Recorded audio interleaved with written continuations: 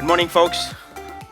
I have the impossible task of explaining machine learning in less than 10 minutes.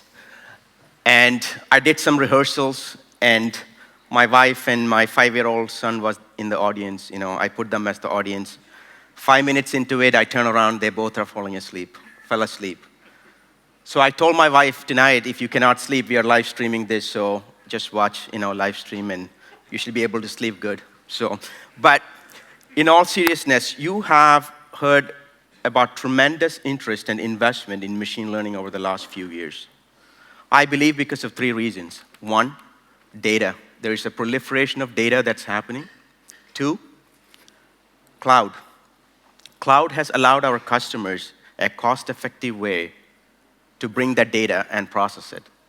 3, open source. Open source helped our customers get free access to software that didn't exist before. Now, the question that we get often from our customers is, when do we use machine learning? When is the right time to use machine learning? I would say 3 instances. 1, your rules are changing fast. 2, you want rapid development, not months and weeks, but days. And 3, an intelligent application. So what do I mean by intelligent application? Let me give you a small example. All of us either flew to get here, at least I did. And these days you can get a mobile boarding pass. But the gate could change, the flight could get delayed, but that mobile boarding pass doesn't change. But think about it. If that device, that software, could learn about you as the customer, about your likes and dislikes, and make recommendations based on it, that is an intelligent application. So for example, when Dinesh travels, if it could tell me that, look, Dinesh's flight is delayed, he likes to go to a bar, let me go find the closest bar, or he likes to go to the lounge, let me get you a voucher to the lounge, or he likes to get home early, so let's get a rebooking of the flight to get him home early. So that is an intelligent application. Now, I don't know if I want to call it incomplete machine learning process or a naive or a rudimentary machine learning process. So in this case, if you look at it, you ingest the data, you do the feature engineering, you have trained the model, you deploy the model. But there's a lot of things you have to do here. Human intervention, the models could lose accuracy, the scalable deployment, and how do you create a community for the examples? Now here, we have come up with something called the learning machine. What do I mean by learning machine? From machine learning to learning machine.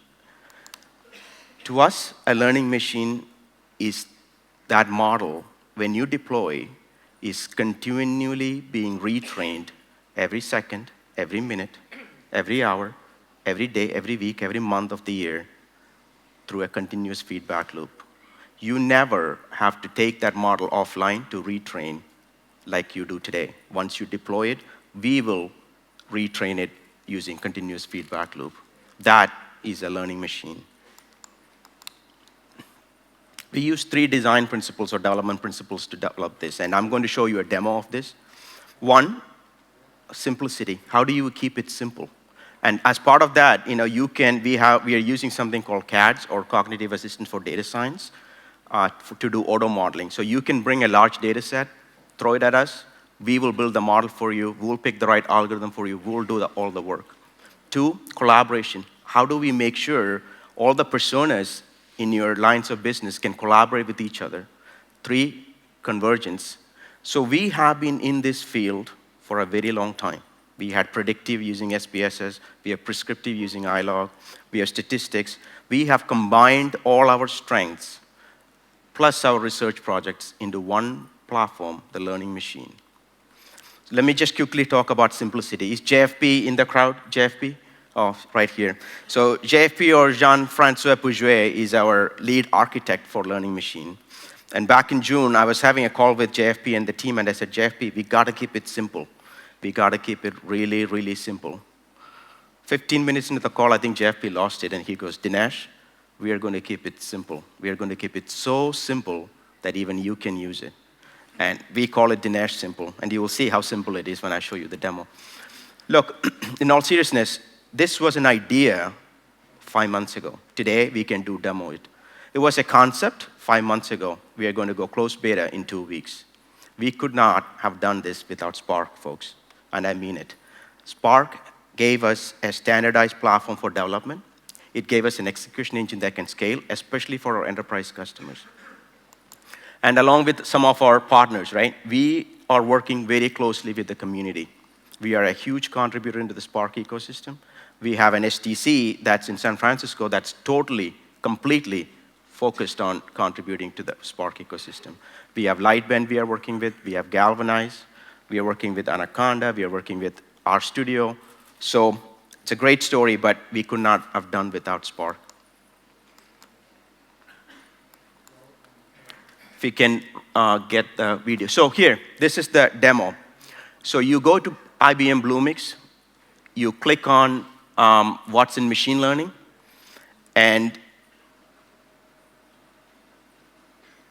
it should come. Okay, so there's 2 plans. There's free plan and there's the paid plan. Of course, in this case, we are going to go free plan, but you can always go to the paid plan, just so you know. Here, as you can see all the models. Assuming you already have a bunch of models in the Git, we'll pull it in. But in this case, we are going to go add a model. The persona that we are using is Kai, who's an app developer. He adds a model. As you can see, create model. You call it product recommendation. That's what he's doing. And you can add a description, and once you say create, it goes into the next. On the left-hand side, you see how simple, how intuitive, how Dinesh simple it is. It is select, train, validate. We take you through every single step. Kai picks a data set, in this case, and clicks next. You can preview and profile the data, right? So you get a taste of the quality of the data that's available out there. And then once you click next, you will see that we will take you to the train, the data set. Here is the auto modeling. So you can either take the manual path, assuming you are a trained data science, or you can take the fast path, where we will do all the work for you. In this case, Kai is going to take the fast path, or you can do the classification, clustering. In this case, Kai is going to go with the clustering path. Then, as you can see, at this point, we are going to do the work for you.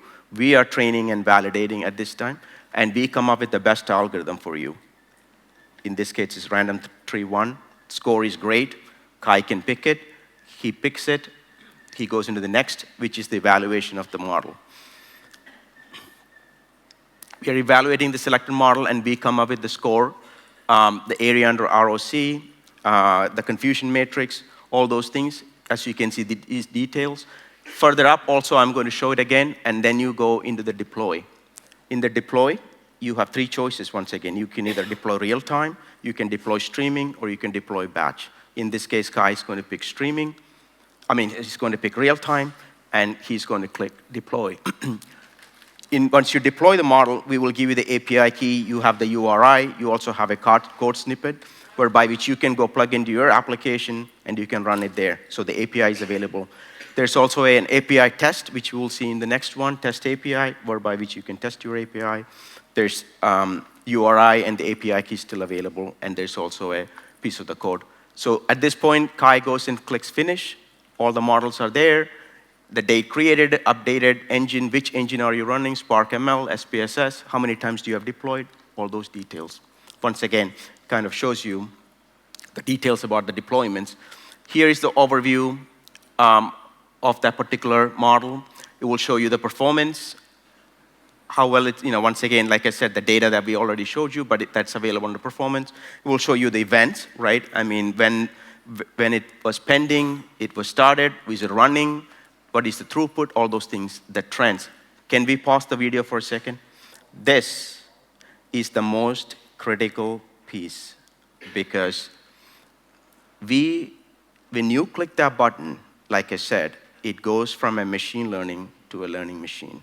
We will automatically retrain using the feedback loop, using the real-time data that's coming in. You do not have to bring that model offline ever again. So that automatically retrain is very critical. Okay, let's roll.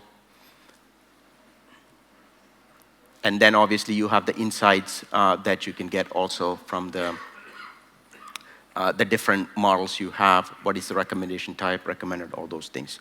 So that is the demo. As you can see, it's as simple as you can get. It's Dinesh simple, folks. So can we go back to the slides? This week, we announced Watson Data Platform in Las Vegas, which is our analytics platform, where, as you can see, regardless of the persona, whether you're a data scientist, you're a data engineer, you're a citizen analyst, or you're an app developer, the goal is that you can collaborate. Two, we provide you an end-to-end life cycle for your data, all the way from ingest to visualization, without ever dropping the data. And third, it's all built on Spark. So that's our Watson Data Platform. That's GA at World of Watson this week. Last but not least, we have a meetup tonight at 6:30. JFP will be there, Nick will be there. Folks, there's been a tremendous reception from you folks. We thought probably 100 and 120 people would show up. We have 375 plus people signed up for it. So that's great news. Come, we are going to talk more about machine learning, what we are doing there. JFP is our lead, Nick is our lead. We are going to spend a lot of time on it. Let me close out by saying this. Like I said, we started this journey 5 months ago. Our goal was to make sure that we make machine learning available to everyone. How do we democratize machine learning? Whether you are a developer or you are a professional with zero data science experience, or you are an enterprise with hundreds of data scientists, how do we make machine learning available and accessible for each and every one of them? So internally, we codenamed it Moksha. Moksha means, in Indian, means liberation. And that was our goal, to liberate everyone from the challenges of machine learning. Can we all say Moksha one time? Oh my God. You all have been liberated. So thank you. Appreciate the time.